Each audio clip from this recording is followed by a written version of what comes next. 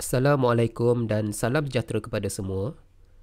Dalam video ini, kita nak belajar standard pembelajaran 13.1.2 menentukan hubungan antara sisi segitiga bersudut tegak. Seterusnya, menerangkan teorem Pythagoras merujuk kepada hubungan tersebut. Okey, jadi kita nak buat aktiviti penerokaan 2 dalam buku teks.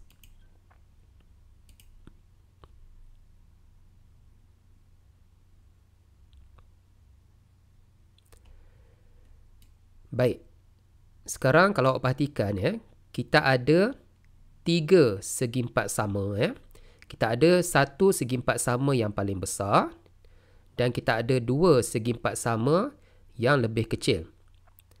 Okey, cuba awak perhatikan bahagian di dalam segi empat sama yang lebih kecil ini apabila kita akan pindahkan ke dalam segi empat sama yang lebih besar. Apa yang dapat kita perhatikan semua bahagian di dalam segi empat yang lebih kecil adalah muat dimasukkan ke dalam segi empat sama yang lebih besar. Okey, saya ulang Apabila bahagian-bahagian di dalam segi empat sama yang lebih kecil ini kita pindahkan ke dalam segi empat sama yang lebih besar, didapati bahawa bahagian itu akan muat di dalam segi empat sama yang lebih besar. Okey, ini bermaksud luas segi empat sama yang lebih kecil ini adalah sama dengan segi empat sama yang lebih besar jumlah luas segi empat sama yang lebih kecil ini adalah sama dengan jumlah luas bagi segi empat sama yang lebih besar. Okey.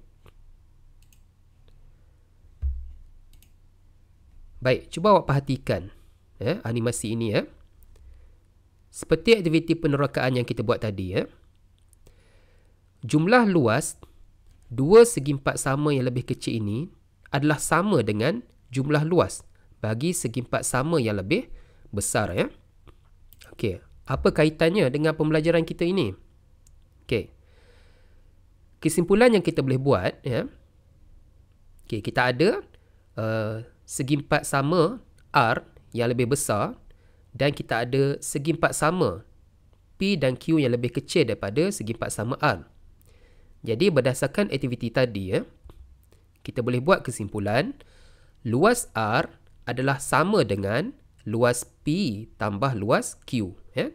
Luas R ini adalah sama dengan luas P tambah luas Q. Okey.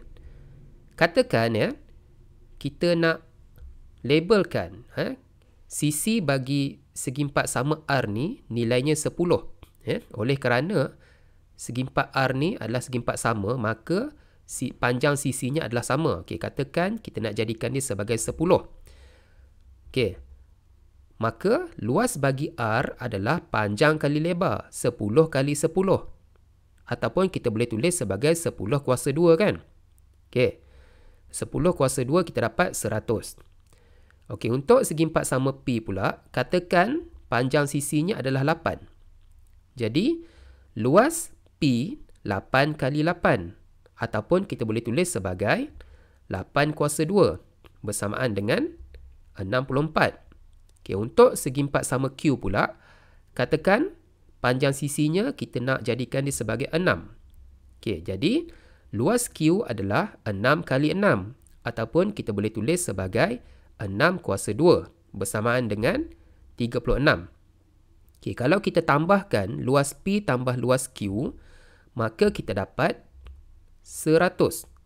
Jadi kalau awak perhatikan luas R ini adalah 100 sama dengan luas P tambah Q, 100. Luas R sama dengan luas P tambah Q. Itulah kesimpulan yang kita boleh buat Okey. Baik. Katakan sisi R ini kita nak gantikan dia sebagai X. Tadi kita jadikan dia 10 kan? Okey, katakan sisi R ni kita nak jadikan dia sebagai X. Manakala sisi P ni kita jadikan dia sebagai Y dan sisi Q ni kita jadikan sebagai Z. Okey, cuba awak buat persamaan. Apakah perkaitan di antara X, Y dan juga Z? Cuba awak buat perbandingan, ya, perkaitan dengan yang ini. Boleh tak awak buat perkaitan dia? Tadi 10 kita gantikan dengan X. 8 kita gantikan dengan Y. 6 kita gantikan dengan Z. Bermaksud awak gantilah huruf di sini. Jadi kita boleh buat, ya, X kuasa 2 sama dengan Y kuasa 2 tambah Z kuasa 2. Kita ganti 10 tu X, 8 tu Y, 6 tu Z. Maka kita dapatlah suatu persamaan ini, ya. Okey. Kemudian katakan segitiga ini saya keluarkan macam ni. Saya labelkan A, B dan C. Okey. Cuba awak buat persamaan, yang menghubungkan, garisan AB, AC dan juga BC ni. Panduan dia ini. Panduan dia ini. Okey. Jadi kita boleh buat, ya. Yang paling panjang adalah BC. Kan? Yang paling panjang adalah X. Jadi kita boleh buat BC kuasa 2 sama dengan AC kuasa 2 tambah AB kuasa 2. Cuba awak perhatikan. Ini adalah BC, ya. X tu adalah BC, jadi kita boleh tulis BC kuasa 2. Manakala Y itu adalah AC. Jadi AC kita boleh ganti kat sini, kita dapat AC kuasa 2. Manakala AB pula adalah Z. Jadi kita ganti AB di sini, maka kita dapat persamaan kita adalah BC kuasa 2 sama dengan AC kuasa 2 tambah AB kuasa 2. Okey, apa benda ni? Okey, inilah yang dinamakan sebagai teorem Pythagoras, ya. Inilah yang dikenali sebagai teorem Pythagoras. Okey, ini pun teorem Pythagoras. Faham, ya? Okey, contoh. Kenal pasti hipotenus, kemudian nyatakan hubungan antara panjang sisi segitiga bersudut tegak yang diberi. Iaitu awak kena tulis teorem Pythagoras dia. Okey, untuk A, di manakah hipotenus dia? Hipotenus tu dia mesti bertentangan dengan sudut 90 darjah, kan? Jadi inilah hipotenus dia, iaitu garisan PR. Kemudian macam mana kita nak tulis teorem Pythagoras?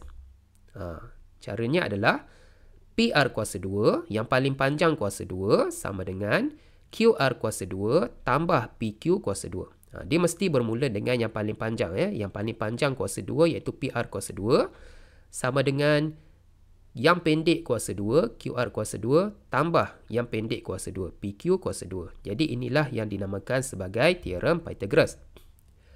Okey, untuk B. Okey, untuk B, yang manakah hipotenus dia?